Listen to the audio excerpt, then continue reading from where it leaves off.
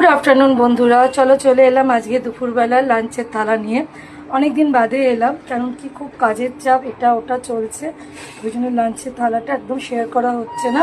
তো দেখো আজকে কি বানিয়েছি, আজকে প্লেন রাইস বানিয়েছি, সুন্দর ঝুরঝুরে রাইস, ওর সাথে টকের ডাল বানিয়েছি।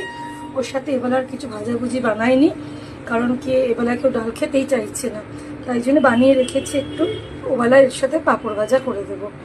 তারপর বানিয়েছি একদম এঁচড়ের রেসিপিটা তোমাদের সাথে শেয়ার করেছি, ছেলে মেয়ে খেয়ে রিভিউ দিয়েছে, খুব টেস্ট হয়েছে, বানিয়ে দেখো ওইভাবে। তারপর বানিয়েছি ছোট মাছ, যেটা আমার খুব প্রিয়, আমার বড় খায়, বাচ্চাগুলো খেতে চায় না। ওরপর বানিয়েছি বড় বড় কাতলা মাছে, দেখো পিসগুলো একটা কেমন লম্বা লম্বা আঙুলের মতো। কাতলা মাছে একদম গ্রেভি গ্রেভি, একটুখানি পেঁয়াজ রসুন, অল্প অল্প পেঁয়াজ রসুন বাটা সব দিয়ে বানিয়েছি। আর শেষ পাতে আছে আমের টক, যেটা ছাড়া আমাদের এখন গরমকালে বাঙালির খাওয়া অসম্পূর্ণ। তো এই হলো আজকে দুপুরবেলা খাওয়ার থালি। তো কেমন লাগলো আজকে আইটেমগুলো?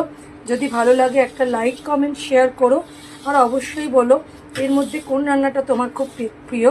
আর যে এঁচড়টা আজকে বানিয়েছি সেটা একজন আমাদের খেতে দিয়েছে, তার গাছের এঁচড়, খুব খুব খুব ভালো, দুখানা দিয়েছে, আরেকখানাও আছে, খুব কচি, খুব সুন্দর, যার ফলে টেস্টটাও খুব ভালো হয়েছে।